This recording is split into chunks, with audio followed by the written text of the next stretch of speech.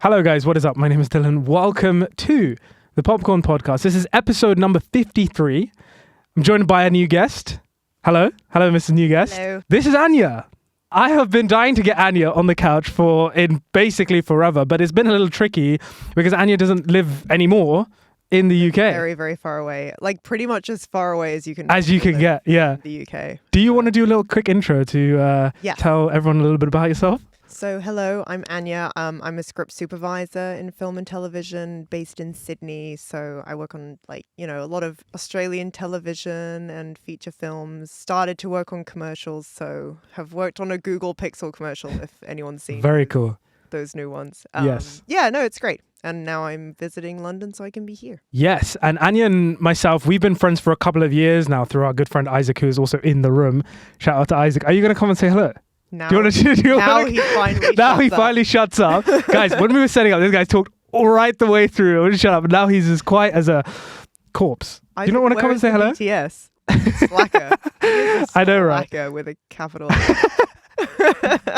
He's shy, guys. He's shy. Maybe he'll make an appearance at the end. A little cameo. Tried so hard to get him on. Exactly. But Anya, I'm sure you'll know this, but what I do like to do with all kind of new guests, just to kind of get a little idea.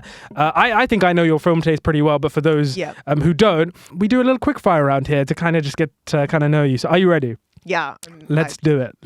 So first up, Anya, what is your favorite film? This is cheating, but the Lord of the Rings trilogy. Yep. Correct answer. What is a film that makes you laugh? One of my favorite comedies is A Fish Called Wanda. What is a film that makes you cry? La La Land every time. What is a film that you think is underrated? Megamind. What is a film you think is overrated? Mission Impossible 7. What's your favorite or one of your favorite performances in a film?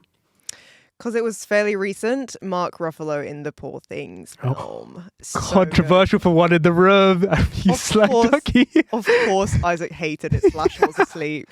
Yes. What's a bad film that you love? Oh, I have so many. What did I write for this? Any because Nick Cage film. as I've told you, I'm in my bad film phase. Llamageddon is what I wrote. What?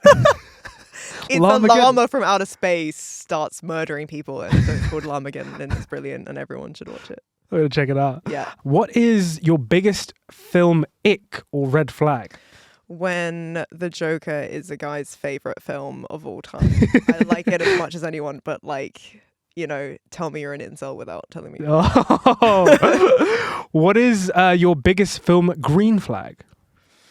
Oh, what did I say this? Again, I have so many. Okay, because I watched it recently again, 12 Angry Men. 12 Angry Men. Oh, it's such a great film.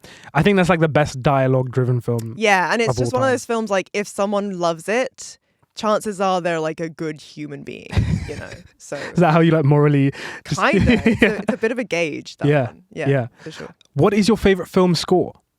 The Incredibles. Nice. Yeah. Horror or comedy? Horror. Sci-fi or fantasy? Sci-fi. Blockbuster or indie? Blockbuster, definitely. I was going to say... That would be really That would have been really awkward if we just proceeded with this entire... I'll just leave now. What is a film you wish you watched in the cinema? Lawrence of Arabia. Who is a director whose work you want to watch more of? Andrei Tarkovsky. If you were stuck on a desert island, what 4 films would you take with you? This was hard, but Die Hard, Repping the Shirt. Nice. The Raid.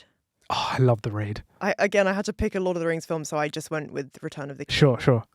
And what was my fourth one? City Lights, because I'm a massive Charlie Chaplin fan. Nice. That's some great picks. And finally, Anya, what is your most anticipated film of 2025? Yeah, well, I'm not that good at keeping up to date, but the one I do know about and I'm hyped for is the John Wick spin-off. Ballerina with Anna Delms. Ooh. Yeah, I am really excited for that. I love the John Wick. I think if we've learned anything from your answers here is that you're a big fan of blockbusters, but also action cinema. Yeah, I love action. Yeah. Yeah, I'm a huge action nut. Anything with massive explosions. I literally rewatched Face Off and showed that to my family for the first time last night, and none of them had ever seen it. I don't think I've seen it. Yeah. You haven't? I haven't seen it.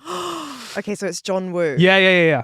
And they literally, it's the stupidest plot ever. And it's Nick Cage being Nick Oh, Cage. we love him. And John Travolta. So all the Scientology fans.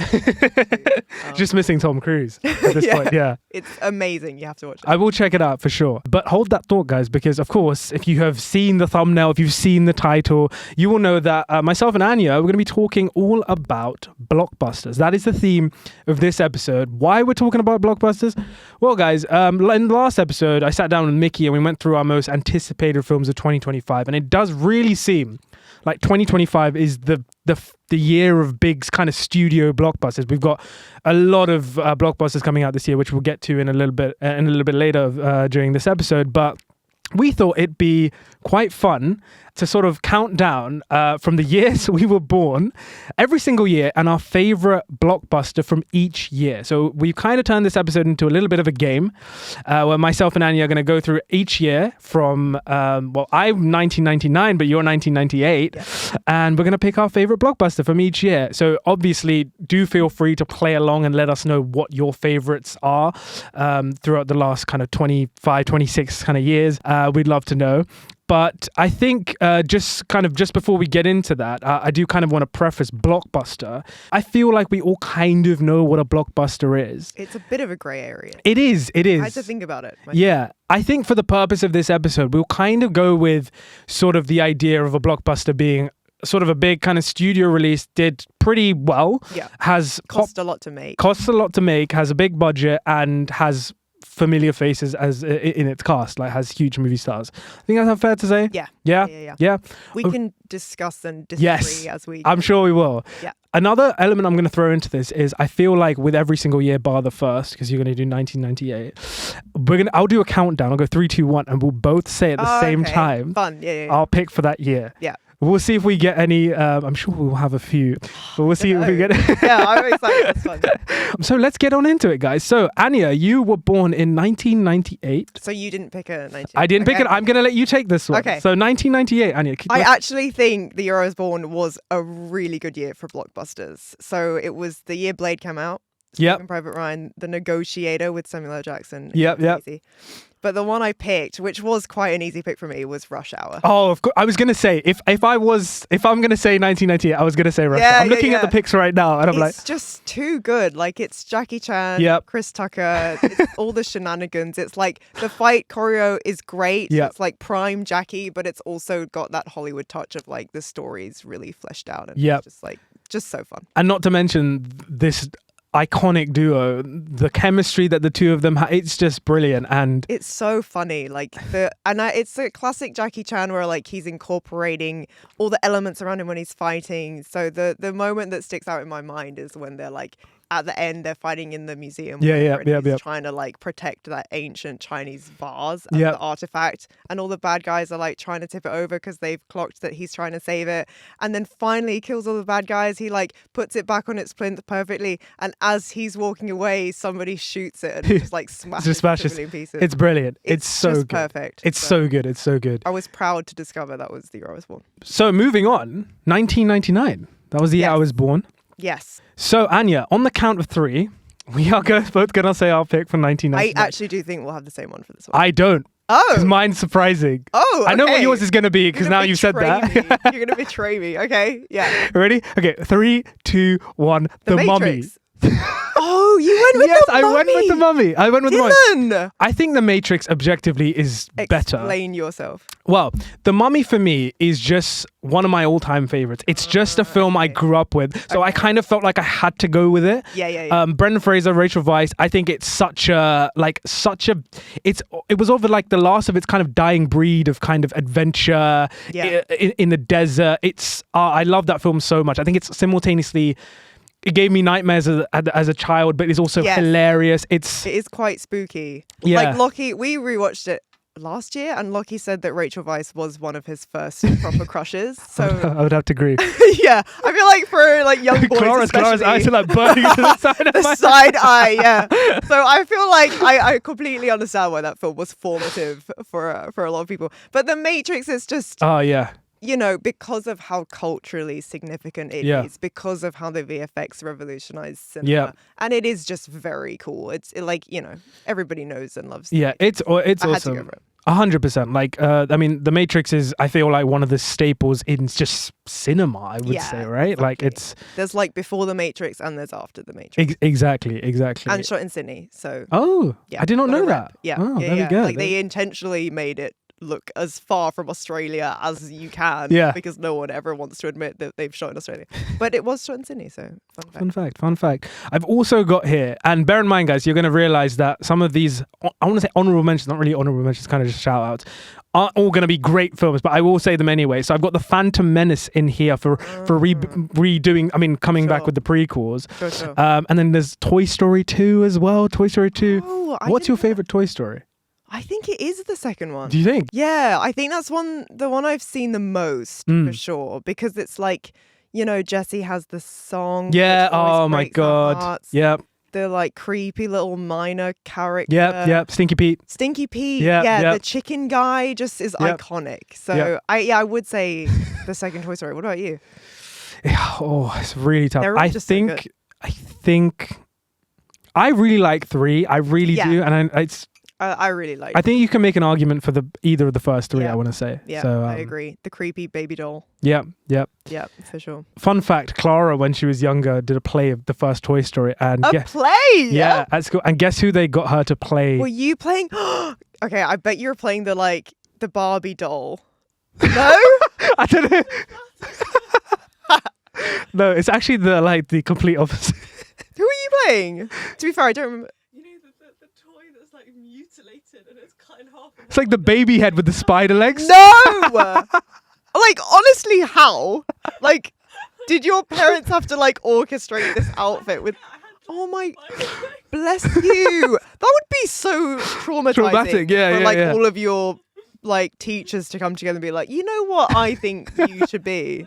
This is why I hate Toy Story. That's awful. Wow. That's so valid, actually. Wow. Toy Story should not be like traumatic. Moving on to the year 2000, the start of a new century. Yes. I thought generally this was a really disappointing year. I don't know how you... Yeah, I would agree. I don't have too many honorable mentions in here, but I think potentially I sense we both have the same pick for this one. I don't know. Oh, wow. Okay, maybe not. Okay, so on the count of 3. So 3, 2, 1, Gladiator. Gone in 60 seconds. Of course you come with a Nick Cage film. I just had to. I don't know. Go for it.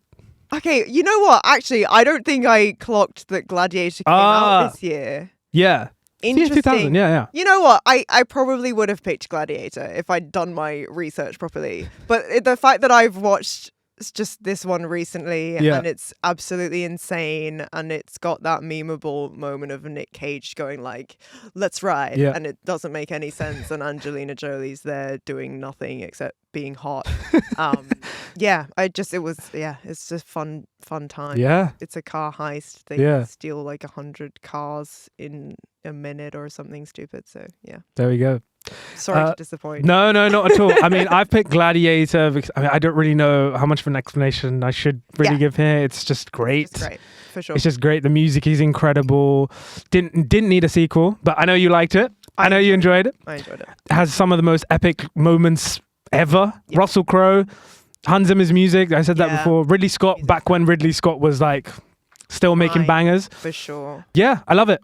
Fantastic. Yeah. Moving on to the year 2001. Mm-hmm. Okay, so let's do a countdown. So 3, 2, 1. Fellowship of the Ring. Of course, right? Come on. Come on. I mean, there was Ocean's 11 and... Ocean's a banging film, yeah. Steven Soderbergh. Hannibal. And the first Lara Croft with Angelina Jolie. But like generally, they've got Harry Potter, the Philosopher's Stone that kicked off. Okay, yeah. They've got Shrek, Monsters Inc. Oh yeah, the animated movies really pulled through this year. And also, I almost cheated by saying like Apocalypse Now. The extended version came out that year. Oh, but I didn't. Yeah, I was gonna say like Lord of the Rings is always going to come first. Yeah, let's be honest. It was quite an easy one. Yeah, I'm glad we agree. Yes, 2002. Let's do it. Was hard. This was I'll tell you, the next couple of years were so tricky. Yeah, I was having an existential crisis. Yeah, let's do it. 3, 2, 1. Spider-Man. The Bourne Identity. Oh, okay. Also, Two Towers came out. Yeah, this is the thing, because I was like, you know what? I picked Fellowship. Yeah, I did the same thing. So I've got. Yeah. Do you want to talk a little bit about the Bourne? Is it Identity? Yeah. Yes. Look, I love the Bourne trilogy as a whole, excluding the Jeremy Renner one and the other one that was terrible. Yeah, I think it's equally sort of like important in the whole action. Oh yeah. cinema, you know, with the new editing style. Shaky cam. Yeah, like it did do a lot for what fight choreo 100% and action films are.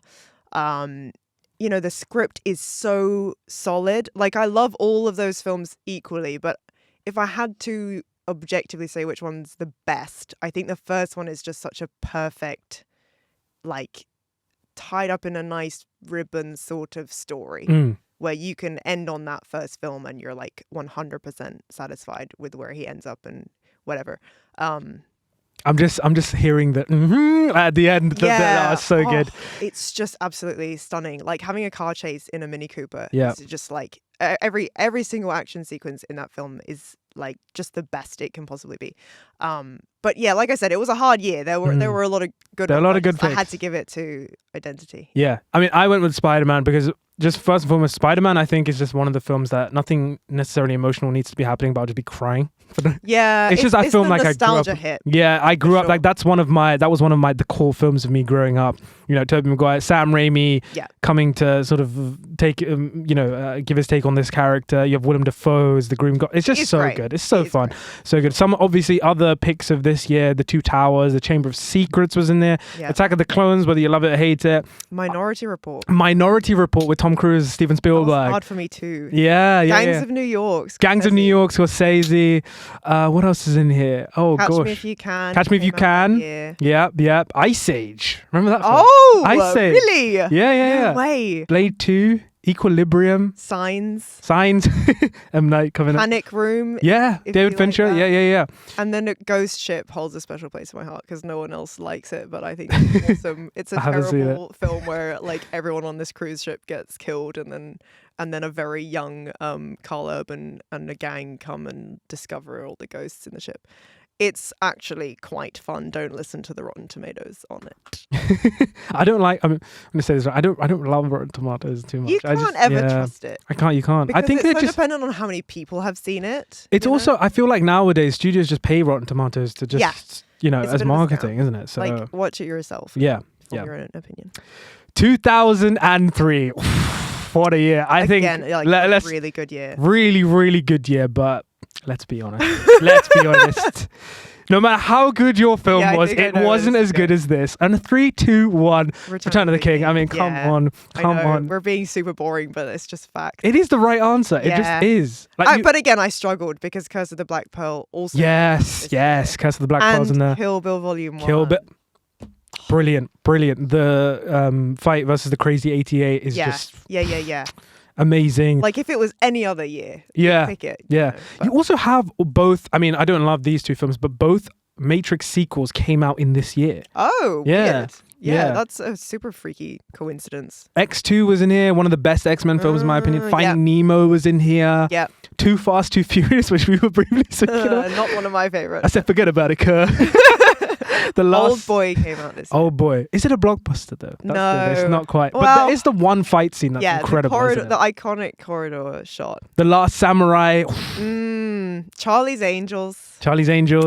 That's pretty nostalgic. Good year. They really were generally... Oh, Shanghai Nights. I don't know if you've seen that. I love Shanghai Nights. Shanghai Nights, Brilliant. Shanghai Noon. Absolutely. Brilliant. So, 2003 was the year. It really was. Let's see if we can do better than 2003. Let's see if that's at all possible. Yeah. 2004. Again. It's another tough one, I think. I think I know what you picked, and I have not picked it. What do you think I've picked? I think you've picked The Incredibles. Okay. Okay, shall we do it? 3. Let's go. Let's count down. Okay. 3, 2, 1. Spider-Man 2. See, this was so difficult. I think this might have been the most difficult year for me. I think. Yeah. Because on the one hand, The Incredibles is arguably my favorite animated film. I would agree, but I didn't want to pick it just because of that blockbuster thing. Yes.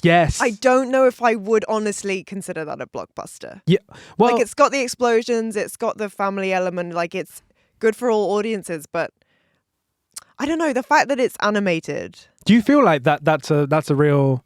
I think so. Yeah, I think I don't consider it a straight blockbuster. Yeah, it's always difficult. Because there's always the idea, whether or not you agree with it, that animated films are for kids. And so you're immediately, like, disregarding half of the population. Right. Where, you know, all the people who aren't parents who aren't kids are not necessarily going to the cinemas to see it. Whereas a blockbuster is meant to be, like, everyone can get on board. Yeah, I think so as well. But I think, for me, I would still class it as a blockbuster just because... like after that film, the impact of that film was just huge. If you're talking about like how much money it made and its legacy, like obviously it's a studio film because it's Pixar. There's equal arguments to say that is a blockbuster film. Like it's got as many explosions as like a Michael Bay movie. Exactly. Shout out to The Incredibles, but neither of us have picked that. Yeah. Do you want to talk about Prison of Azkaban a little bit? I really struggled because it was Bourne Supremacy, Kill Bill Volume 2, you know, what else? National Treasure. Yep. I had to say no to a Nick Cage film. I don't know. Scooby-Doo Monsters Unleashed. Troy. Troy, exactly. Day After Tomorrow, which I also really like. Shrek 2. Again, like it was a painful year, but I don't know. I just think, I think it's arguably the best Harry Potter film. I think so as well. I think objectively that's probably the strongest one. Yeah. Like I just felt like I should give it to this one. Yeah. Of all of them. Yeah, that's fair. That came for a very, very close second for me. Again, for me, the reason I picked Spider-Man 2 is just because I have that kind of nostalgia for it. And I also think... I really like the second one. I think Spider-Man 2 is one of the greatest superhero films ever made. I think it outdoes the first one in every single way. Sam Raimi firing on all cylinders gives us one of the greatest comic book villains of all time. Yeah. That film for me, I've said it before on the pod and I'll say it again, I think that film, still no other Spider-Man film for me has come as close to portraying that duality of Peter Parker and Spider-Man, the sacrifice he has to make. You know, it's brilliant storytelling. It's probably the scariest Spider-Man. I was just about to say, the hospital scene. Yeah. Sam Raimi, you know, as roots as a horror director, was just able to take, you know, be like to the studio. The Sam Raimi in that scene. Yeah, 100%. I love that film so much. When an auteur director is in a studio setting but are still allowed to like bring that flavor, that is like a perfect example of when that really works very well. That's what we want guys. Yeah. Come on guys, we need more of those. Moving on to 2005. Less of a good year, definitely. Less of a good year, like, yes. I think for the first 6 years or something, I'm like, ugh. I think there's still some bangers in here. There's some... Okay, all right. I think so. Let's do it. Let's do a countdown. So 3, 2, 1, Goblet of Fire. Kong. Oh, okay.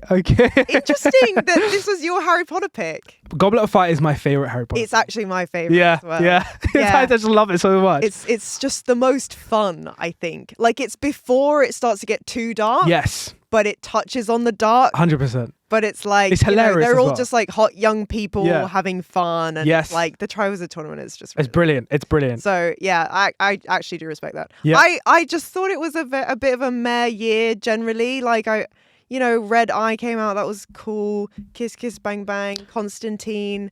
But I don't know, King Kong out of all of the ones I wrote down, it's like the most blockbuster. And I loved... Interesting. I love a monster film. Like I really like my creature features, and King Kong is sort of the epitome of a monster film. It is. And I'm making him sympathetic and like having all those other weird creatures in that world. Like I love. You know when Andy Serkis dies in that film? You know, like the worm that sticks in your mind. It's so it's creepy. It's like one of the deaths where like you see it as a kid and you're like once you see that you can never you can't see it. You can't having that guy's face sucked off. It's just like it's really dark up. And the T-Rex fight with King Kong, that was fight is amazing. So sick. Yeah, it's absolutely amazing. So it's not like a film that I necessarily care about, but just from the sheer scope and scale and how cool I thought all the creatures were and living in that world. The story's pretty good too.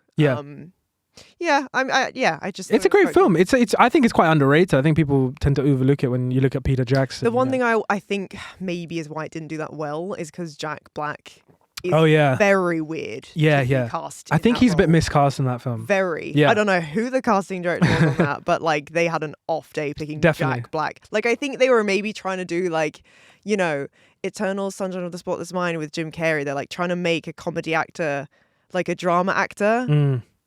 And it just doesn't quite work. No. He's too that guy. Yeah. Like, we all know him as Jack Black. School of Rock. Yep. And I just don't think you believe his character. I would agree. Film. I would agree. I think he is the kind of only sort of element of that film really kind of sticks out a bit. Yeah. For sure. For me, though, I had a really difficult time choosing between Goblet of Fire, Batman Begins. Oh, okay, and Revenge of the Sith. Right. Okay, I mean, Revenge of the Sith for me is easily the best prequel film. I love that film so much. It's got its problems, but it's just what one is that one then? Revenge of the Sith. It's the one where Anakin becomes Darth Vader. He kills half the Jedi. His fight with Obi-Wan. Not a massive Star Wars person. I know. I could. Yeah. Sorry. I love that film so much. And then Batman Begins. Yeah. Nolan gets his hands on Batman and basically transforms the superhero genre. I do think that one's underrated too, actually. Oh, yeah, I think I would agree. I think I maybe prefer that over Dark Knight Rises. Yeah, 100% agree. I think Batman Begins is better than Dark Knight Rises for sure. Yeah. I struggled between those three, but Goblet of Fire for me came out on top just because I had to have a Harry Potter pick on, and that's my favorite. Yeah. 2006. Let's do it. 3, 2, 1. Casino Royale. Chest. Oh, my favorite Pirates film. Yeah, my favorite Pirates film. Mine as well. I think that's why I put it here because I could have done any of the Pirates of the Caribbean films on any year, but I chose to do this. Yes, it's my favorite. Yeah. Wait, which Casino Royale. It's my favorite Bond film. Oh, okay, yeah. My favorite Bond film. Got Mads Mikkelsen in there, Daniel Craig coming in. Yeah. It's just great. The story's actually really watertight. The love story with Eva Green. Yep. Vespa, brilliant. Yeah. You also have Cars in there, The Departed, if you can classify that as a blockbuster. Mm-hmm. You have Dead Man's Chest. Yep. Night at the Museum, which I loved as a kid. I did really like that. Oh, Mission Impossible 3 is Mission Impossible 3. Which I actually really love. I think it has the best villain. The third one. With Philip Seymour Hoffman. Oh, brilliant. He's stunning. Yep. It's actually really, like, the story just clips along. It's really so good. Intense the whole time. I love how that film opens with the scene in Tom Cruise in the chair. I was like, and it's got the most like heart in it. Yes. Because of that relationship he has with his wife. I would agree. I actually think it's like got the most sort of emotional investment in it. Like off the jump, you're like, oh my God, I actually really care about these characters rather than it just being like all about the stunts and massive action film. Yeah, I would agree. It also has, like, for me, it has, from what I remember, the first proper long take of Tom Cruise running at like towards the end. That was what sticks out to me. Oh yes, when they're in Shanghai. Yes. You're so right. And he just goes on and on and on, and you're like, damn, exactly. He can run. And then they just did it from every single film afterwards. Which is that moment of like the iconic run was born. Yeah. Yeah, you're so right. For sure. And another one I got in here is Monster House, which I just love. That for me, it's great. I flipping love it. That is Tokyo an iconic Drift film. Tokyo Drift. Okay. So I wrote The Host as an honorable mention of course. because I do really like that film. Snakes on a Plane. And then again for the nostalgia hit, Stormbreaker came out that year. Stormbreaker. And I was obsessed with those books as a kid. Like, I had all of the books. I had like the spin-off books. Yeah. I like fully wanted to be a spy when I grew up. It was the whole where is thing, Stormbreaker, man? They need to reboot that shit, man. Come on. I think they tried did a series. I think they did a series, honestly. Did they? Well, it clearly didn't do well enough, but yeah. And Alex Pettyfer as an actor just completely died. Like he was in that, and he was in Magic Mike. Was he? He was in Magic Mike. He's like the main character. Yeah, he was, right, Isaac? He was in that film with Justin Timberlake. In time. Yeah. As a really unconvincing bad guy. Yeah. I'm number 4. Isaac just said, I'm number 4. Yeah. That's I love that film. I am not. Oh my goodness, I forgot about that film. Great film. Okay, he had a good run. Yeah. And then I don't know what happened to him. No, he just fell off. Dropped off the face of the planet. Yeah. I always used to think he played that guy, the main character in Aragon. I don't know if you've seen Aragon. Oh, yeah. They look really, really similar. Well, he looks like everyone. Yeah, he does. Cookie cutter, white blonde man. 2007. Oh, this is hard. This was difficult. This was difficult. This was painful. Let's do it. Yeah. 3, 2, 1. Ratatouille. Ooh. Okay. Ratatouille. I'm saying because the reason is I felt sorry because I didn't put Incredibles. I didn't, but I was like Ratatouille. You were like, I want to get one animated film in here. Yeah, I just think again for me, if there are Pixar films that do transcend into blockbusters, I would say like the big ones, like Monsters Inc., Ratatouille, Incredibles, Finding Nemo, the Toy Story films. I would say that they are like pushing that bracket a little bit, but I put Ratatouille. It's one of my all-time favorites. It's like The Incredibles a little bit. I think it's so great. Good. But if we're talking, the music is incredible as well. We're talking blockbusters. I've also got here Transformers. I love Transformers. The Order of the Phoenix, Spider-Man 3, which I love. Billy Maguire. Alvin and the Chipmunks. Love that film as a kid. Alvin and the Chipmunks. Shout out to Ian Hawke. He never loses. Rush Hour 3. Oh my God, I forgot to say Rush Hour 2 from one of the. In 2001. Rush Hour 2 is my favorite. Is it? It is. What happens in Ricky Tan. It's like the massage parlor one. It's the one where Carter comes to Hong Kong. Okay, yeah. And yeah. I've seen that, but I don't think the SS Minor Johnson. Like just it's brilliant. I wrote Die Hard 4. Die Hard 4. That's my second favorite Die Hard film. Nice. But you went with Caribbean at World's End. Yes. But you went with the I went with Born Ultimatum. Great film. Great film. Just so stunning. I think objectively, I would say the first Bourne film is the best, but the third one has the most like fist pump moments. There's that shot of him jumping through. Oh my God, it's so stunning. And then like all the moments where like. He's watching them, but they don't know that he's out there. Tricking the guy when he leaves the office. It's so brilliant. There's so many moments. The like Waterloo Station sequence where he's trying to get the reporter to survive. It's like there's so many clever moments in that film. It's maybe the most fun one. Potentially, I would say. So yeah, just such a perfect film. Yeah, but there were a lot this year. Yeah, that's another series I would say, just because of legacy and Jason Bourne, that gets overlooked as being just the original 3 is such a great action thriller trilogy. So perfect. So good. Same with Pirates of the Caribbean as well. Like all 3 of those. The Gore Verbinski ones are brilliant. Yeah. 2008. I mean, this was not great in my opinion. I think overall there are not many picks, but for me, this does just have one of my all-time favorites. Maybe I'm missing one. Okay, let's do it. Let's count it down there. Maybe I did not do my homework. Let's count it down. 3, 2, 1. The Dark Knight. Man. Oh, see, no, I didn't know that came out this way. You didn't know that came out? I was like, I'm gonna branch out, do an international one. Sure. And I do really like the Ip Man films. Ip Man's great. I gave it to Donnie Yen. Yeah, Donnie Yen is. I mean, what a legend, man. Yeah, what a legend. So good. Good. But I fully just must have not seen The Dark Knight was this year. I mean, I'm not even gonna give an explanation. Yeah.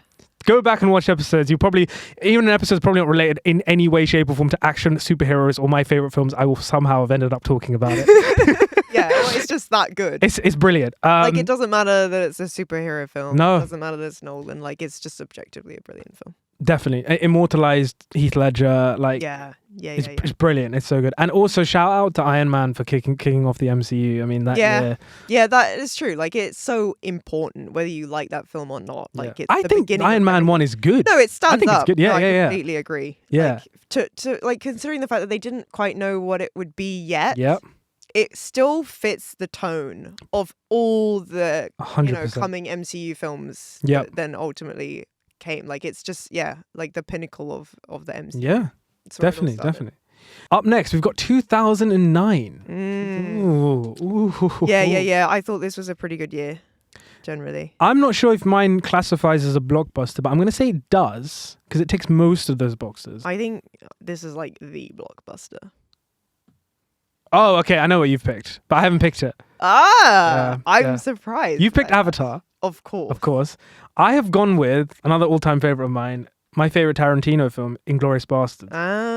Interesting. Avatar, yes. It's the blockbuster to end all blockbusters. It does reign supreme at the box office. It's literally still holds the highest grossing record. It does. Like it did. adjusted for inflation. Like honestly, like the top 10, Cameron has like 3. Yeah, he does. On that podium. Titanic, Avatar 2, and Avatar. Wild. Yeah. It's absolutely wild. And I genuinely just adore this film. Like I went to see it with my family. I think it was my birthday, and it was in the big IMAX in London. And it was just like one of those life-changing me too. screenings. Me too. I also remember it. I remember going to see it with my family as well. And they would never, like my family aren't like crazy, like we would always go to the cinema, but they were the ones who initiated it. Like, oh my God, we need to go see Avatar. I was like, okay, what's cool? It's cool. It was such a moment. It really was. It really was. And it was like when 3D cinema was kicking off, and this was the first that really did it well. Yeah. It was back in those days where like a film would come out and everyone would go see it. Yep. Like that doesn't really without social media, anymore. as much social media, without like the word of mouth for Avatar was insane. Like it was ridiculous. Yeah. The only equivalent we have was Barbenheimer. Yeah. And before that it was the MCU, but then that's fizzled out now. It's really so rare that we have a film where like everyone goes to see it and everybody's talking about it. Yeah. And that was one of those moments in history where it's like something that could bring us all together. Definitely. Which is so special. So 100%. I went with Inglourious Basterds. I think, it's one of my all-time favorites. I think it's Tarantino's best. I love that film. It's brilliantly written, brilliantly acted. It looks amazing. Every scene in that film could be argued as the best scene in the film. Christoph Waltz plays one of the greatest villains of all time in Colonel Hans Landa. It's hilarious. The first time I watched Brad Pitt in that. Yeah, Gorlami, like when they put on Italian accents, that's one of my favorite scenes ever. It's just brilliant, that film. There's a lot of feet. There's a lot of feet. So if you like feet action. In that year, we also have the Half-Blood Prince. We have The Hangover, if you can classify that as a comedy blockbuster in a way. I'll give it to you. Zombieland, Watchmen, which I think is underrated. District 9 and Sherlock District Holmes. 9, yeah. And Crank, if you've seen Crank. With Jason Statham. Yeah. I adore those films. That film is so unhinged. It's so unhinged. It's everything you want from just like Jason Statham on drugs. Yeah. I feel like that film feels like it was written for like Nick Cage.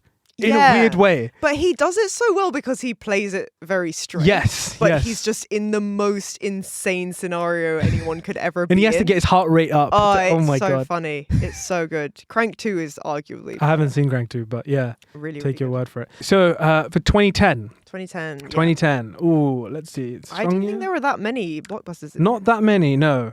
But potentially, I think I know what you're going to say again. I think we've maybe got the same one. But I haven't gone for that. Again, I picked a favorite film. Yeah, I know. I just spice it up, I think you've gone with Inception. Yeah, of course. Yeah, and I was going to pick Inception if it didn't also have Kick-Ass in this. I respect that. One of my again, it's another so all-time favorites. It's so I love that film so much. Yeah. I don't think many people talk about it that much, but I think like it was really popular, but I feel like it's been forgotten about. I think because they did number 2 and it wasn't as good. I think this is Matthew Vaughn's potentially best film. I think I love it so much. It's hilarious. Yep. It's dark. It's also one of those comic book films that tries to feel like a comic book film and actually succeeds because they do a lot of that imagery quite well. Raimi was also another one who did that quite well. And then a lot of other directors try to emulate that style, but just never quite got it. But I think this one does really. Yeah, I think it's also one of those first films that was a superhero movie, but like for adults. Yeah, like sort of edgy, satirical. Yeah. Being a bit violent, like sort of like a predecessor to the Deadpool film. Oh, definitely. Like it has Nick Cage in it. And it's Nick Cage. Course, so how can I not like that? Yeah, but Inception though, I mean. Yeah. It's just so good. I have seen that film way too many times and it still holds up. It's just brilliant. I think it may be one of my favorite Nolan. Oh, definitely. I think it's one of his best for sure. There's also Toy Story 3 and How to Train Your Dragon in there.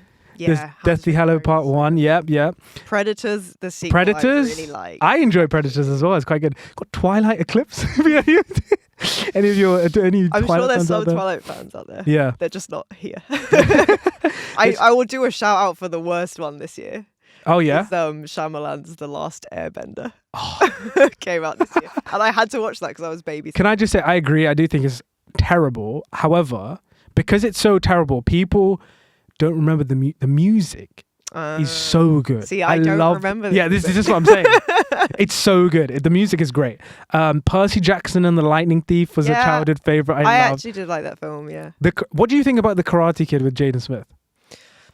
It's not bad. It's not. It's not bad. Like, I think it's just one of those remakes. It's like, if you know and love the original, it's just like why? But if you haven't seen the original, it's a perfectly fine film. And, you know, Jackie also, Chan. the kids are ninjas in that film. Yeah. They're legit ninjas. What? Yeah. Learn these skills. There's also Tron Legacy, which I think was kind of ahead of its time. I liked it. But like even just visually, it's amazing. It had pretty lights, so I was like, yeah. Clash of the Titans, not a great film, but I enjoyed it as a kid. Really enjoyed it. Music is great. Okay. 2011.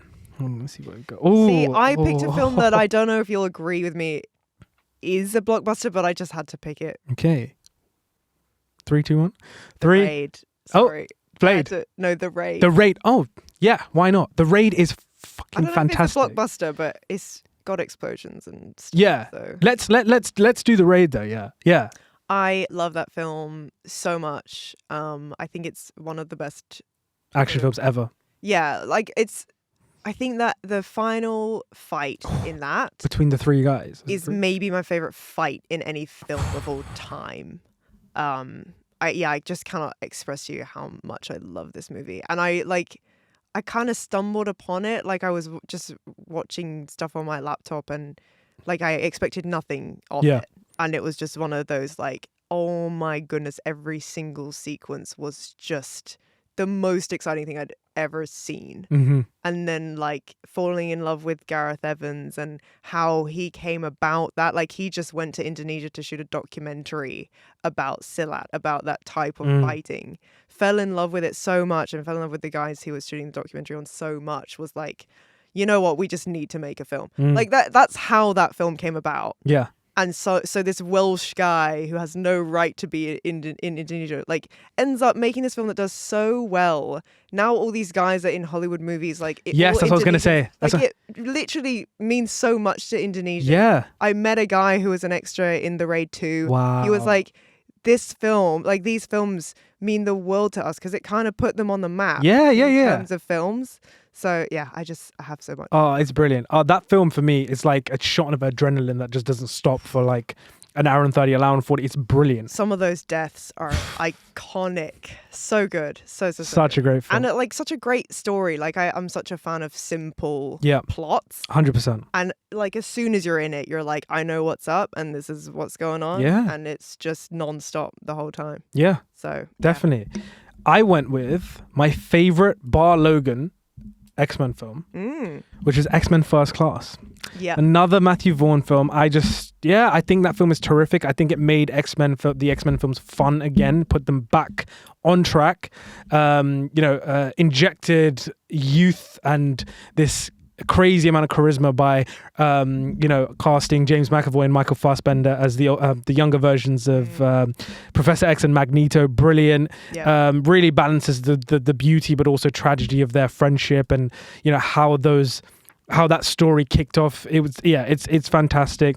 I also have as a shout out Mission Impossible Ghost Protocol. I thought that's what you were going to pick. My favorite mission film. Yeah, it's my favorite mission film. It's mine as well. It's the Burj so Khalifa good. stunt is incredible.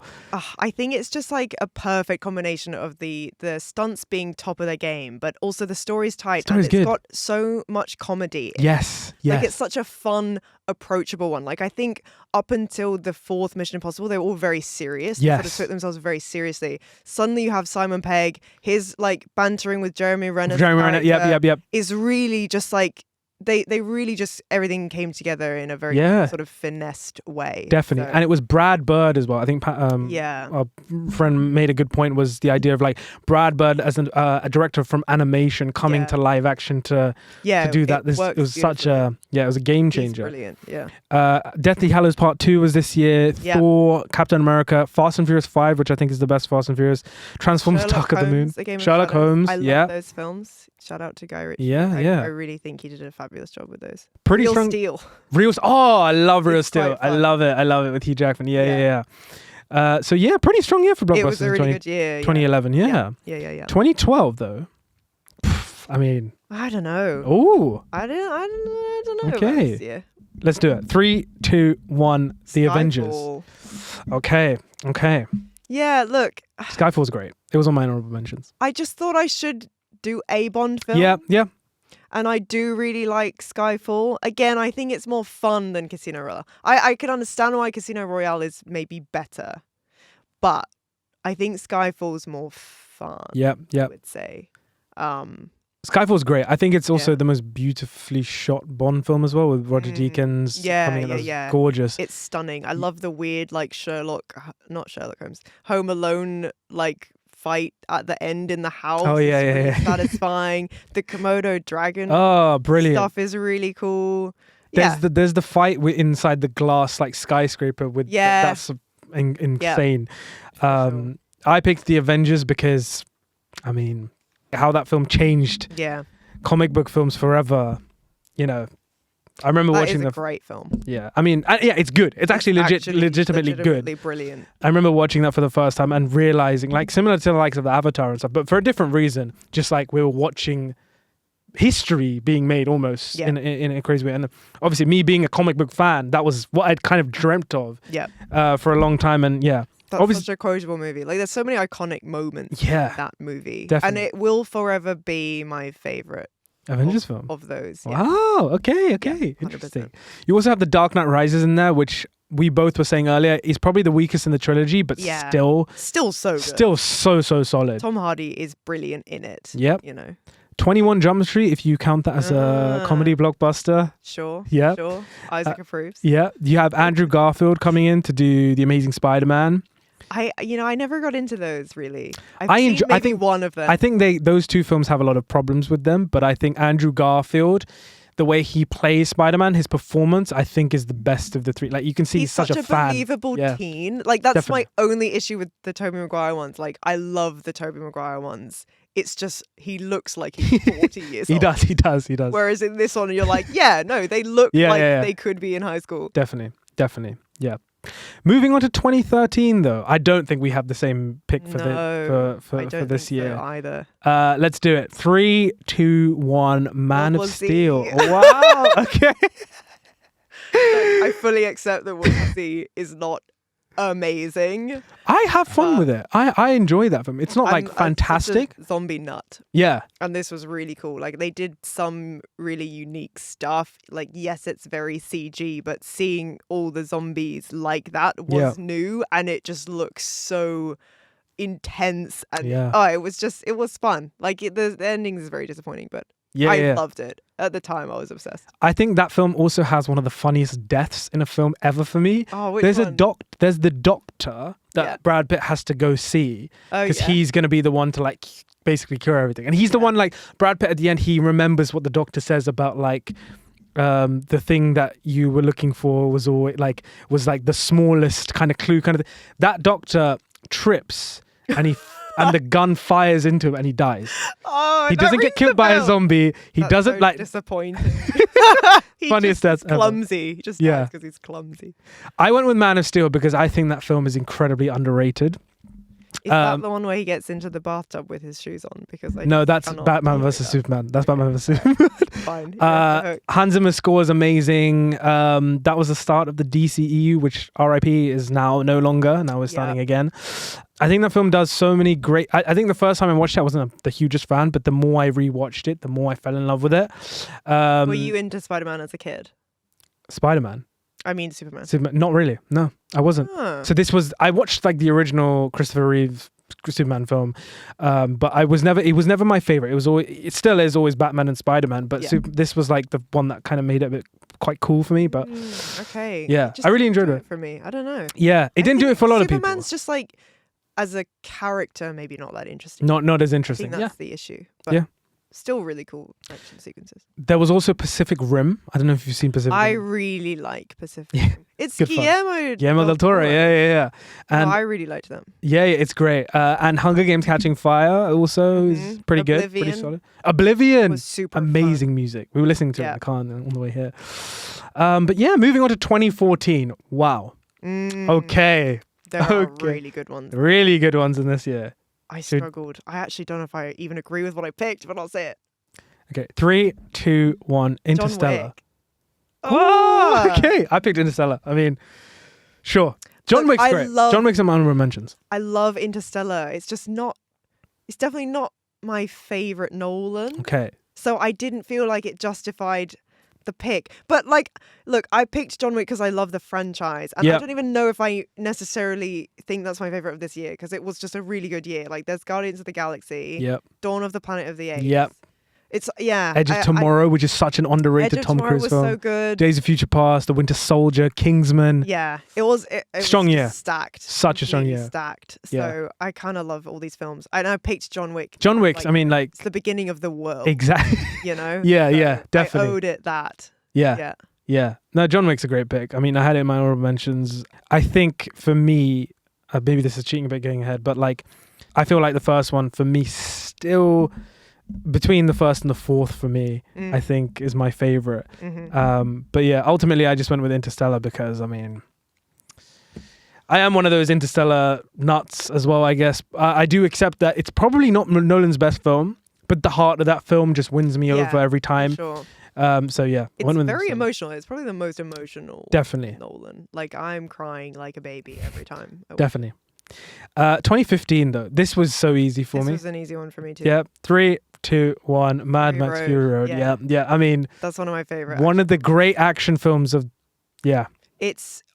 I probably have told you this story, but I went to see it in the cinema, and like I bought a massive popcorn, like a large popcorn, and I sit down, and the movie starts, and I watch the movie, whatever. The credits roll, the lights go up, and I look down. And I had spilt the popcorn everywhere. Like, I didn't have a single popcorn kernel that entire film. And I don't know what happened, but I think this movie started and I just dropped it because my jaw was on the floor from start to finish. Yeah. And it was just, I just made a mess. Like, I'm so sorry to everyone who works at The View that day. But, that's just how exciting it was from the jump. What a film. It is technically one big action set piece. The entire thing is basically visually stunning. Yeah. The stunts in that film are incredible, and all the vehicles are like practically made, which is just so cool. Like, they tried to do that with Furiosa, but they did use more CG. Yeah. This one was just like, everything looks stunning. It's brilliant. It's just like you're instantly transported to another world. Definitely. And that was the first Mad Max film I'd ever seen. Same. I'd never watched any of the other ones. I remember my story from watching that film was I was in school, and then I think we finished early, and I went with a friend I rewatched Avengers Age of Ultron, the second one. And obviously at that time, comic book films, the Avengers specifically, I was a nutcase for them. Like, we got the Avengers. I used to glaze that film all the time. And I was like, let's go see Mad Max as well. I kind of want to watch this film. It looks kind of weird and cool. And let's watch that. And then we can go watch the Avengers or whatever afterwards. Watch Mad Max. And I was like, oh my God, this is better than the Avengers. What the hell? What the hell? Good. This is insane. So good. Brilliant film. Fantastic. There's so many like powerhouse women in that film. Oh, yeah, and that's just so refreshing to see for like an action blockbuster. Charlize Theron as Furiosa in that film was... She's so cool. Force of nature. She's so cool. And I did think that Anya Taylor-Joy did a good job. I think so as well. Like, sure, the film's not going to live up to Fury Road, but I did really enjoy it. I think it's still a pretty solid action film for sure. Yeah. It also, this year also had The Force Awakens, the sequels to the Star Wars films, which I think I still enjoy The Force Awakens, the first one. There's Creed as well that came out. There is Mission Impossible Rogue Nation that came out, introduced us to Rebecca Ferguson's character, has a sick motorcycle chase in that was amazing. Jurassic World came, which blew up the box office. The Martian. Man from U.N.C.L.E. I thought was cool. Man from U.N.C.L.E., yeah. Wow, they need to do a sequel for that. Did you see Bone Tomahawk? No, I didn't. It's Kurt Russell in a very gritty Western where there's cannibals. And do not watch it unless you're okay with gore, because there's one moment in it that will scar you for life. So. I'm watching it tonight. Yeah. A good year. The Revenant as well. The Revenant, yeah. And The Hateful Eight. And The Hateful Eight. A lot of bangers. Was that in 2015, The Hateful Eight? According to what I Googled. Oh, yeah, it is. My bad. Yeah. 2016, though. I struggled a little bit. Yeah, I struggled this one year as well. I don't think it's quite as strong. But in the end, I went for Civil War. Train to Busan. You see, I didn't classify that as a blockbuster, but if I did, probably would have been the one. I was being a bit cheeky with this one because it's not strictly blockbuster. It's not super big budget, but I thought, it's quite large scale. Yeah. I'm literally on Letterboxd right now, and I remember when I watched that film for the first time. This is what I wrote. I went, also, fuck my life, I've completely forgotten how goddamn heartbreaking this film was. Yeah. And by the time I found myself nearing the end, it was too late. Some bastard was already cutting onions near me. Yes! It's so true. I bawled. By the end. Yeah. Oh, I was ill last year for like a week, and I just binged so many films, and I rewatched that one. Yeah. And I was a mess. Like, just full ugly crying to the end of that film. Yeah. But man, it's good. Such a good film. I picked Civil War. I think it's great. I mean, to see your favorite heroes kind of tragically go up against each other is also kind of monumental. There's Deadpool in there as well, Doctor Strange, Rogue One, Batman vs. Superman. So a big comic book film and franchise kind of year was 2016. I remember it was kind of cool because Civil War went toe-to-toe with Batman vs. Superman in the same month, I want to say. So it was a big, yeah, like fully just putting Marvel versus DC. Yeah. 2017 though. I also struggled with this. Actually. I struggled with this as well. Okay. Yeah. 3, 2, 1. Logan. War of the Planet of the Apes. Okay. Interesting. Look, it's not actually my favorite of that franchise. No, Dawn is. I love. Dawn Dawn's my favorite, but I did really still enjoy. I liked War as well. War as well. It's got a lot of heart. It sort of becomes a prison break movie. It's kind of wintry and fun. So yeah, I'm not super sure of my pick, but I thought it justified it. Mine was Logan, and I remember back in the day, like a couple of years ago, I had this idea, kind of a film favorite of yours, be one that you've only watched once. Yeah. This is the film. This I would class this as one of my favorites that I've only ever seen once, because when I watched that, I was a mess, because Hugh Jackman's Wolverine was a character that I grew up basically since I was born, and to see him kind of finish off there, and I thought that film was genuinely heartbreaking and such a great send-off to that character and that legacy. Yeah, it was. I think that film is brilliant. I think it's the best X-Men film. But also, I want to give a special shout out to Blade Runner 2049, which I adore. See, again, that's a film I've only seen once, and I know everyone adores it. But until I watch it again, also I watched it on a plane. I know that's. I know. I need to it's watch like the it most again. beautiful film ever. I know. I'm so sorry to all of the fans out there. But it's like, I know it's amazing, but I don't have the attachment to it. Also, I'm in the film as well. If you see, I'm literally the lead in the film. Oh, wow. Wait, what is going on? Being gaslit. Guys, if you know, you know. We also have really need to watch it, Baby Driver, Spider-Man Homecoming, Thor Ragnarok, Dunkirk, The Last Jedi, whether you love it or hate it, Wonder Woman, John Wick Chapter 2.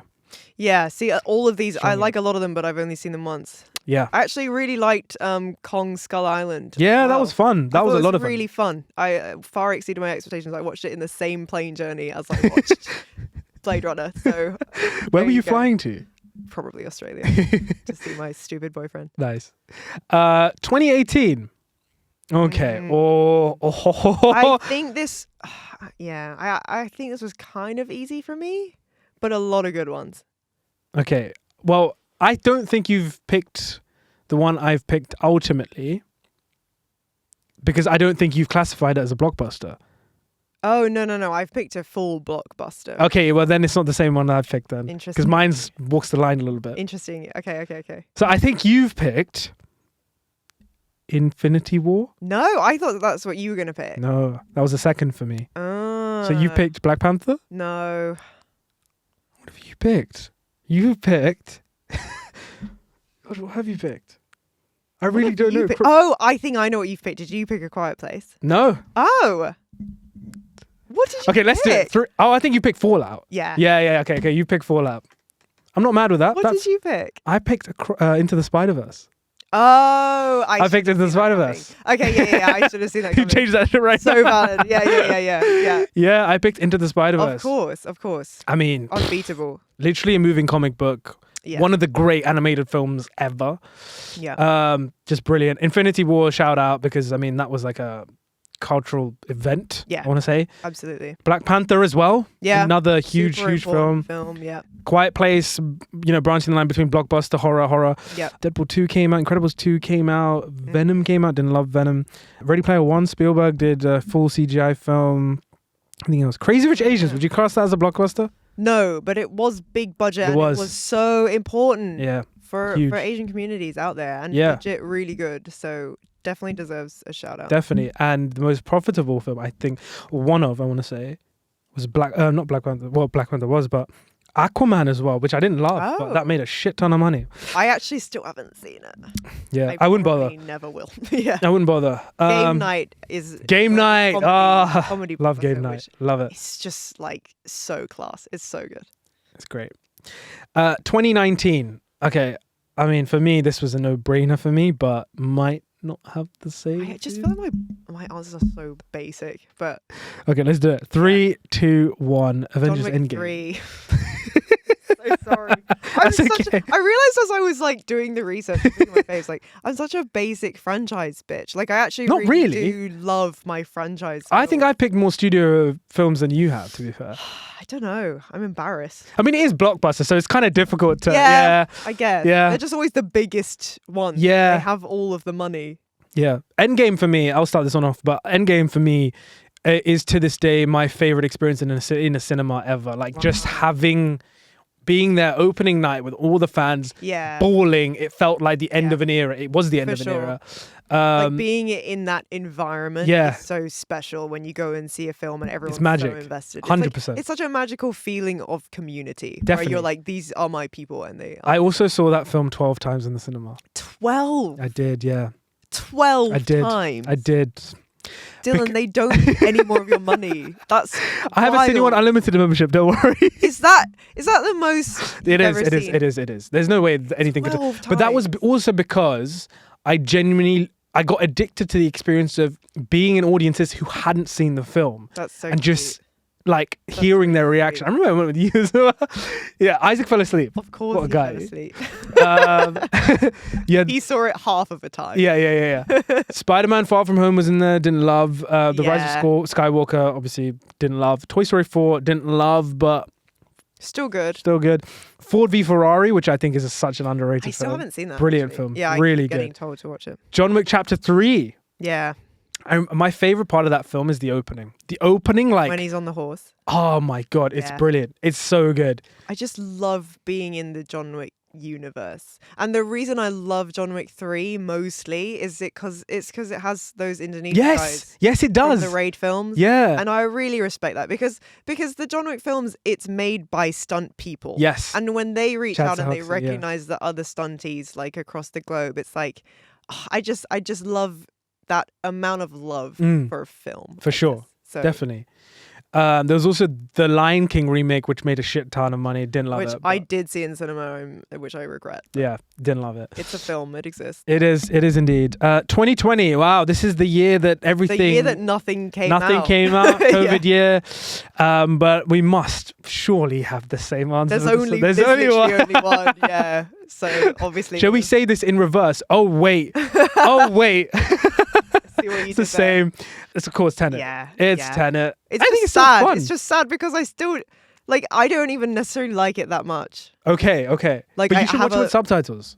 That's the trick. Why? Oh, because of the audio. Yeah. No, I didn't even dislike it because of the audio. Like the stuff they were saying when I could hear it, I was like, this is boring. I'm sorry, but like maybe my least. Oh no, Oppenheimer is my least favorite Nolan film. But this one's a close second. I can see Isaac judging the fuck out of you. Tenet was the beginning of my falling out of love for Nolan films because I think it's becoming a bit one tone. Really? Yeah. It's like, I still don't know how to write female characters, and it's just broody, annoying men being like, I'm so just in turmoil and whatever. And it's like, why don't you write an interesting story rather than writing a story where it's like, I want everyone to see how clever I am. I think Tenet is so like him just taking the piss though, no? Like as in he's just having so much fun with it. I'm sorry, but like that woman who comes in every time, and every time she Elizabeth comes in, it's like exposition. Yeah. And also this, that lady who's Elizabeth good in Debicki. it. like, she's very talented, but her whole character is just like, her character's I'm not a great. poor abused woman. It's like, come on, Nolan, like, grow up a little bit. Like, that character is legit. Like, I think that's very just bad exposition kind of thing. And Kenneth Branagh is a little bit laughable in that film. Come on. But that's him just throwing tantrums. But that's the thing. I don't mind it because I'm like, this is so over the top that I'm like, yeah, sure. Why? It's like kind of. It's not meant to be though, right? I don't meant really to be very serious. I don't know. But I have fun with the film, but like, fully accept your fun. It's just, it was the beginning of me getting a little bit tired of his films, and so when Oppenheimer came around, that was it. Sorry to say really, that you didn't like it. I was so Team Barbie. Well, okay, I fell asleep in Oppenheimer. Have you only seen it the one time? Yeah. And you're not planning on seeing it again? I woke up to the bomb going on. For God's sake. Yeah, look, I was on a job. I was very exhausted, and it was just like, okay, look, I don't want to be like an angry feminist or whatever, but the fact that this director had the goal to the first shot where you see Emily Blunt, yeah. the most A-list actress you can imagine. Emily Blunt appears for the first time, like, soft in the background of the shot. And I was like, this is all you need to know. This is all you need to know. She hadn't, like, none of the female characters had any personalities. And for Nolan to introduce Emily Blunt's character like that, it just annoys me. I'm just a little bit over it. See, I'll take you up on that. So for me, that is, I didn't see that moment as an introduction at all to Emily Blunt's character. I just thought that because obviously the whole non-linear thing, her character is just in the room. So my introduction to Emily Blunt, even though I knew she was there, I was like, of course, like, for the character, she's going to be there. But the introduction for her was at the party or whatever the first time. Yeah. So I actually thought that was instead of just having Cillian Murphy only in the shot, they were like, you know what? I thought it actually added an element of making that scene feel more weight. There was more weight to that. That for me, I didn't take it as an intro scene, but I don't think any other director would get away with that. I don't think he's great at writing female characters. That I completely agree with you on, and I think that's still something he needs to prove at some point. But I do think, I know we just sidetracked to watch Oppenheimer, but a lot of his writing towards the, like, as in Tenet, it's just not great. But I think that's the most unserious, for me, the most unserious Nolan film there is. I think at the end, he has a Travis Scott song at the end of the film. So for like me, I'm like, this is just he could phone it in, because it was like, you knew he had it in the bag. There was nothing else in cinemas that year. It was like, whatever. It could have been half that good and still would have made its money back. Yeah. So like, it's still a good film. Yeah. It was just like the beginning of me being like, I think he's mostly making films so that we think he's really smart, rather than like, here is a story. You know? You don't. So you I'm going to bring it back to Oppenheimer. So you don't think Oppenheimer was that narratively compelling? Boring. You think it's boring? I was so riveted by the film. I think the last kind of. I'm so in disagreement with. We're not even at 2023. I'm sorry, but all my ladies out there, Oppenheimer was boring. We could do this. We could do this all day, as Cap says. But I also think, just quickly before we move on from Tenet, I just do want to say, like, I do respect Nolan for being like, no, we're gonna release this in the cinemas anyway. I don't care if the film does badly. And it was the first step in that movement kind of coming back. For all of us, it was the first film we saw again. Definitely. So up next, we have 2021. Yeah. 3, 2, 1. Dune. Yeah, it is just Dune. Very basic. Shang-Chi was important. Shang-Chi was great. I love Shang-Chi. Community. I know the fight scenes were genuinely really good. There's also Spider-Man No Way Home, which was the biggest nostalgia boost of all time for me. Like, I ugly cried in that film. I also did. It was really fun. And again, maybe the last MCU movie that brought everyone into the cinema. Definitely. Yeah. Definitely. Shout out to that film. Yeah. But yeah, still, I think a pretty comic book heavy film. That was Black Widow, Shang-Chi, Eternals. Yeah. No Time to Die, end of Daniel Craig's Time is Bond. I thought it was quite meh. Same. 2022 though. Let's. Oh, this is a big year for blockbusters. Yes, but if we haven't, wow. Okay. A bit debatable. Okay, interesting. Let's do it. 3, 2, 1. Top Gun Everything Maverick. everywhere all at once. You see, for me, I didn't class it as a... Yeah, I know. I was being cheeky. Being cheeky. I just love it too much. Yeah, I would agree with that. As in, like, I think it's probably the film of that year. Top Gun Maverick for that year, for me, that was the film. The blockbuster. That was the blockbuster. For like, sure. There's no argument when it comes to that. Yeah. Like, that is just... That's the film that saved cinemas. That's Tom Cruise's.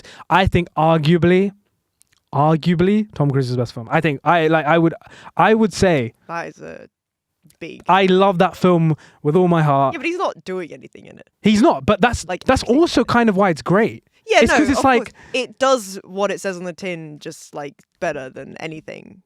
I wouldn't say that's his best film. What do you think is his best film? Well, he early days was like such a character. Yeah, of course. Eyes Wide Shut, Magnolia, yeah. I would give it to Tropic Thunder. Do you think Tropic Thunder is Tom Cruise's best film? He's doing so much in that. And he's doing great in that comedy film. So hard. It is. Nothing gives me more joy than Tom Cruise in that role. But you see, for me, Tropic Thunder is not Tom Cruise's film. That's the reason I can't yeah. Okay. Yeah. Anyways, A Few Good Men. I do love A Few Good Men. I think it's brilliant. Yeah, for me, Top Gun Maverick, I think in a year that was really strong for blockbusters, the Batman, Avatar 2, Bullet Train, John Wick, Doctor Strange 2, Wakanda Forever, Morbius. Yeah, for me, Top Gun Maverick takes the cake on this one. But you picked Everything Everywhere. I mean, pretty... Also, I want to do a quick shout out to The Woman King because... Oh, yeah, that was a great film. That, and it's so underrated. I think it is an underrated film as well. Brilliant movie. Yeah. But yeah, Bullet Train also was fun. 2023 though, Anya's favorite year for Best Picture winner. But I have not picked Oppenheimer. I picked something else. I also have not picked Oppenheimer. Surprise. Let's do it. 3, 2, 1. Across the Spider-Verse. I just picked another John Wick movie. I think it's like... Nobody's like, that's like three. That's like 3 out of 4. Third John Wick movie. That's so embarrassing. Someone's a John Wick fan. Wait, what did you pick? Across the Spider-Verse. Yeah, of course. I should have guessed. I think from an animation perspective, I think for me, that's the best animated film I've ever seen. Like just purely from an animation perspective, the amount of things they've done in that film is incredible. Yeah. You also have Barbie, of course. Barbenheimer was this year. You know, that was an event. And I would say Barbie's a blockbuster. It is. In this scenario. It is, On the face of it, you wouldn't think so, but just the sheer scale of it. I think it is a blockbuster, technically, yeah. Guardians of the Galaxy Volume 3, John Wick Chapter 4, of course, which I think is my favorite John Wick film, I would say. I don't know, but... Donnie Yen. Donnie Yen. Yeah. Oh my god, and Hiroyuki Sanada's in there. Oh, so good. So Lockie and I were in Paris and we took a photo of him like collapsed on the steps. Oh yeah. Up to the Sacre-Cœur or whatever. It was so funny because none of the Parisians like knew what we were doing. But I was like, no, it'll be fun. Just like pretend to be dead at the bottom of the stairs. Brilliant. So we created that. And 2024, last year. Yeah, there's only one answer for me. Picked, but I surely not. No, I went with something different. What? Yeah. Okay, you've picked. Please don't say you picked Gladiator 2. Please, for the love of God. I'm insulted that you thought that. I didn't love it. Okay, you did. You went with Alien Romulus. Yeah. I thought so. I did. I know you. You do. Look, Dune Part 2 is amazing, but if I'm honest with myself, the film that I would watch again in a heartbeat, the film that I had the most fun in was Alien Romulus. Alien Romulus was so much fun. I really enjoyed that film a lot. So cool and so scary. Like that's what you want from it. It is exactly what you want from an alien film for sure. It hit every single beat. So definitely, I had such a blast. I mean, Dune Part 2 for me, like I just think it is like a cinematic achievement. Yeah. Spoke many times on the channel about this, but I think it's basically a sci-fi masterpiece at this point. So I would have to go with Dune Part 2. Absolutely. But yeah, that is it. Those are basically all the 4 years we've both been alive for. Yeah, we only agreed on one. Which was? Oh no, they're both the Lord of the Rings. Yeah. I think we agreed on a couple, but a few in there. Yeah. No, for sure. That was fun. Definitely. Educational. Yes, guys, do let us know what your picks for the best blockbuster from every single year that you've been alive is for. We'd love to know. Hello, guys. As you can see, we just teleported into a completely different location. Apparated, one could say. The episode is not done because, of course, no episode is complete without some games. And how could we skip out on games for a new guest? Anya, Yep. let me take you through some film trivia games. How are you feeling? I am so excited for this. Fantastic. Well, we've got 3 games. The first of which is related to the conversation that we've just had on Blockbusters. Nice. And this game is, which film made more money at the box office? So I'm going to give you 2 films, and you're going to tell me which one you think performed better at the box office. Got it. You ready? Yeah, ready. Okay, so first up we have Barbie or Top Gun Maverick. It's got to be Barbie, surely.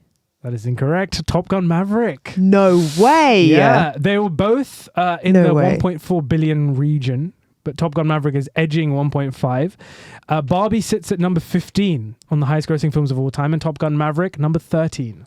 Wow. Yeah. That is so surprising. There you go. It seems like it was more of a phenomenon, like just because everyone sees it on social media. Yeah. Wow, that's surprising. Up next we have Inside Out 2 or Frozen 2. I don't even remember Frozen 2 coming out, and Inside Out 2 was actually phenomenal. So I'm going to hope and pray that it is Inside Out 2. That is correct. So Inside Out 2 last year became the highest grossing animated film of all time.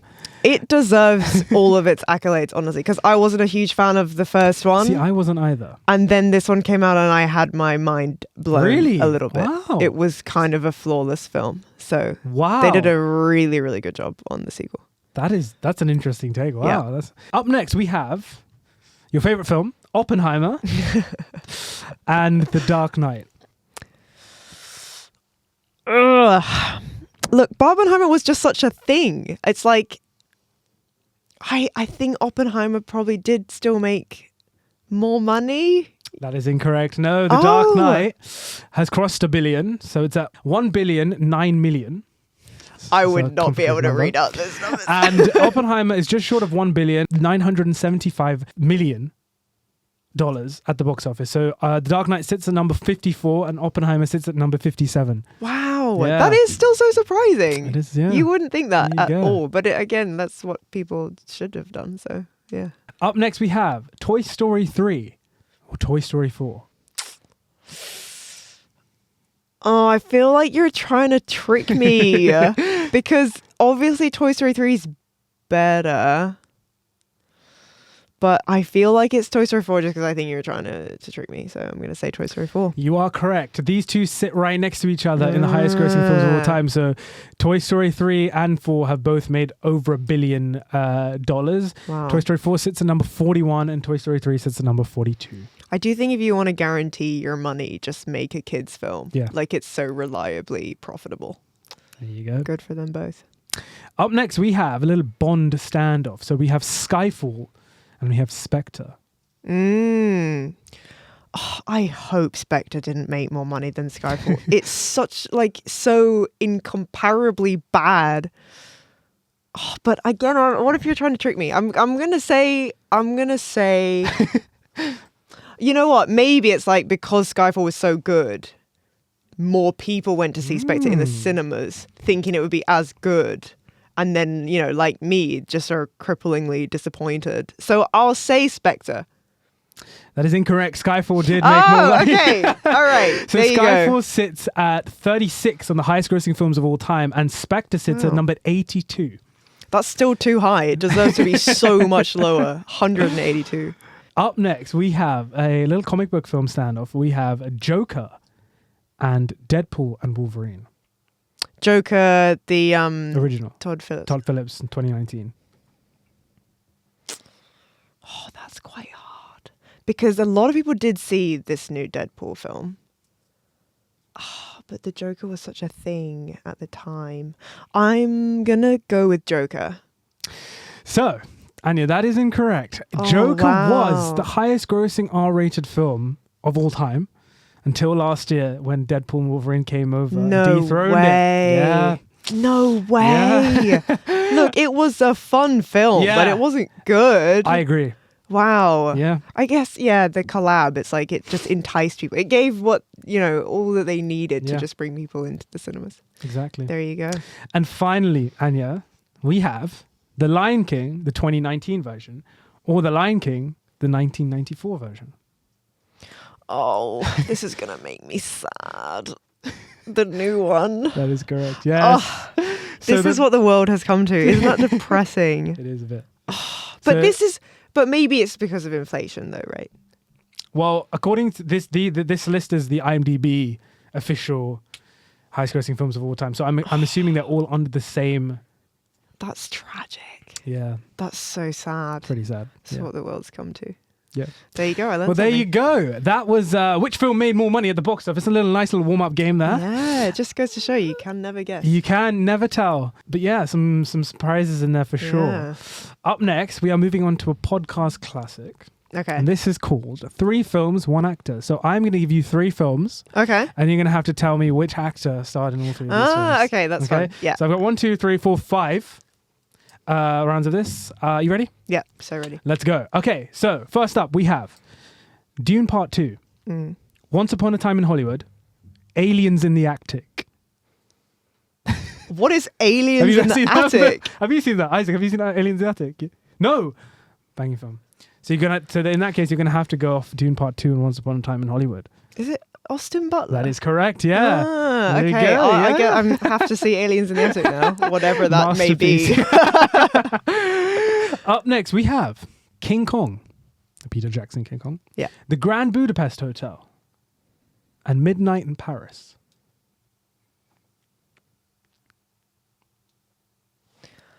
That's really interesting. What was the first one? King Kong. No, I do not remember Jack Black being in the Grand Budapest Hotel. Midnight in Paris. There's not that many people in that movie. Oh. It's not the French actress, Léa Seydoux. It's not Léa Seydoux. Tom Hiddleston? Not Tom Hiddleston. Owen Wilson. Not Owen Wilson, but that is the closest guess that you have had, I would say. Is it Owen Wilson's brother? So Owen Wilson starred in the Grand Budapest Hotel and Midnight in Paris, but he didn't star in King Kong. The actor who did star across all 3 of those films. No, I thought I had it for a second, but I didn't. Who are you going to say? I thought I was about to say Andy Serkis. Not quite. No, I don't know. So that is Adrian Brody. Adrian Brody starred in all 3 of those films. Yeah. Who is he in Midnight in Paris? He plays Salvatore Dali. Oh, yeah. That was a good one. Yeah, there nice you go. One. Okay. Up next, we have American Hustle. Yeah. Her. Night at the Museum 2. Favorite of mine. Night at the Museum 2.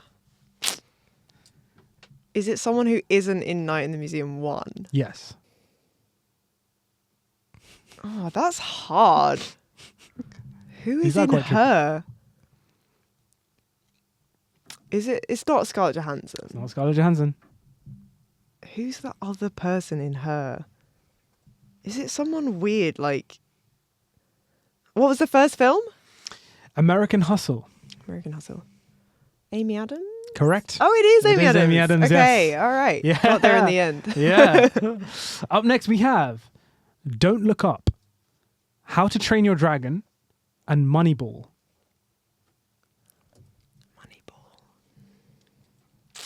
Oh, Jonah Hill. That is correct. Nice. Yes. Nice one.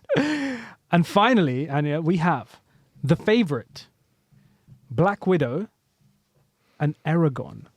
That's so hard. So I haven't seen Black Widow. Okay. Who's the other actress in that? I think in that case, this might be a really tricky round for you, but... And Aragon, which I saw once when I was like 11. What was the first one? The Favourite. The Favourite. Oh, okay. Well, there's not that many people in The Favourite. Is it Olivia Colman? Nope. Rachel Weisz? It is correct. Rachel Weisz, yeah. Okay. So Rachel Weisz was in The Favourite, of course, and then she's in Black Widow. She plays Florence Pugh and Scarlett Johansson's mum. And in Aragon, she is the voice of Saphira, the dragon. Oh, no way. Yeah, She yeah. does have an amazing voice. She does. Very she does. sultry. There we go. Oh, that was fun. There Good you choices. go. There we go. And for our third and final game, this is less trivia based, but this is more of a Anya's personal selection. So we're going to play a this or that, but it is horror film edition because I know we had to do some sort of horror film game here. So Anya, this or that horror film edition. Lay it on So me. first up, we have Get Out or Hereditary. Get Out. Get Out or Midsummer. Get Out. Get Out or The Witch. Get Out.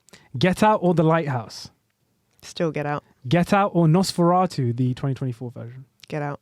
Get Out or The Conjuring. Still Get Out. Get Out or The Babadook. I do really like the Babadook. And it's Australian. Just for the Aussies, I'm going to go Babadook. The Babadook or Longlegs. Oh, I loved Long Legs. For my boy Nick Cage, I'm going Long Legs. Longlegs or Barbarian. Oh, that actually hurts.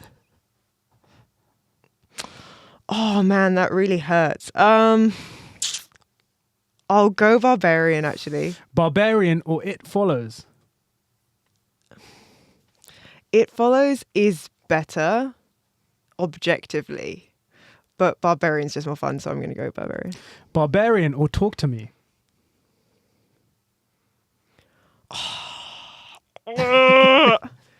I know people who worked on Talk to Me, so I'm gonna maybe.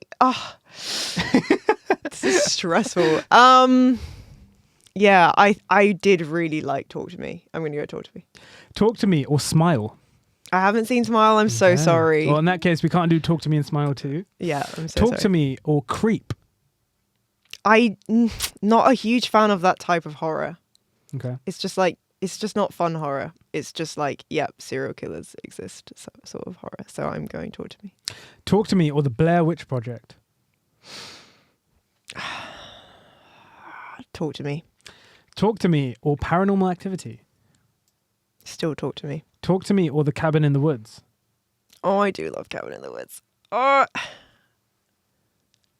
Cabin in the Woods is like me early discovering horror days. That was like an important film for me. And it's technically a zombie movie. So I'll go Cabin in the Woods. The Cabin in the Woods or Evil Dead.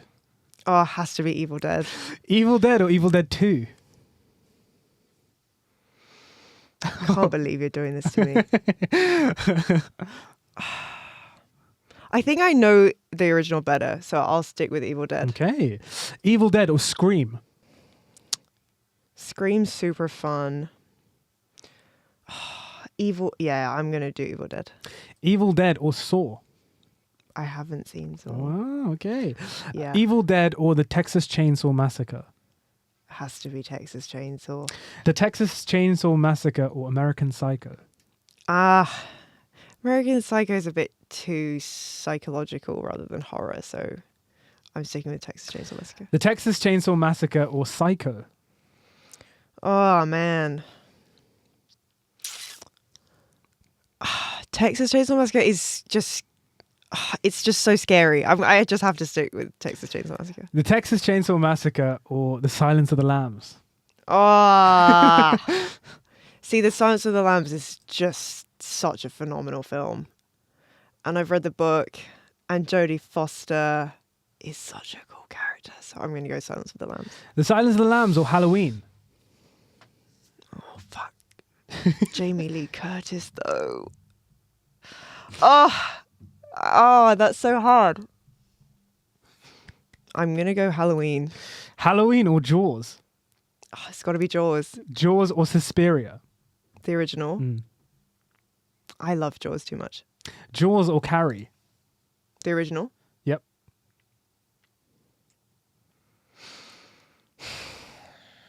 Still Jaws. Jaws or Rosemary's Baby. Oh, that's a good one. Rosemary's Baby made me feel physically ill. That's how visceral that film is. Jaws is just too iconic, though. Jaws. Jaws or The Exorcist. Jaws. Jaws or Alien. Oh, man. You're killing me, Dylan. Oh, still Jaws, I think. Jaws or The Thing? Oh. This is so stressful. Oh, it just has to be The Thing. And finally, The Thing or The Shining?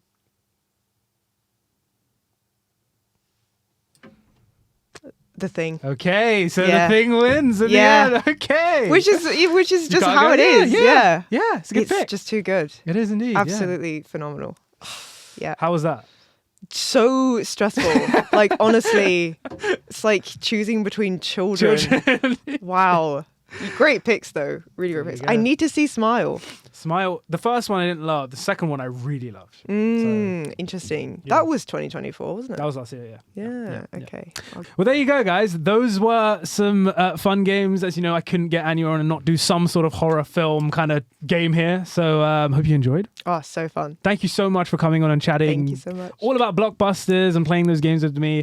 Next time you're back in London, we shall for sure get you on again. Yes, whenever that may be. Yeah, we'll know. In the foreseeable future, we shall see. I can apologize to Christopher Nolan. Nolan will have been on the podcast. Thank you so much again, Anya, and all of Anya's relevant links will be listed in the description box down below. Do definitely go and check her out and see what she's up to and all the cool stuff that you are doing over across the pond. Yeah, let's see, 2025. Yeah. Let's go. And on that note, guys, thank you so much for watching. Thank you for listening, and we will catch you in the next episode of the Popcorn Podcast. Cheers.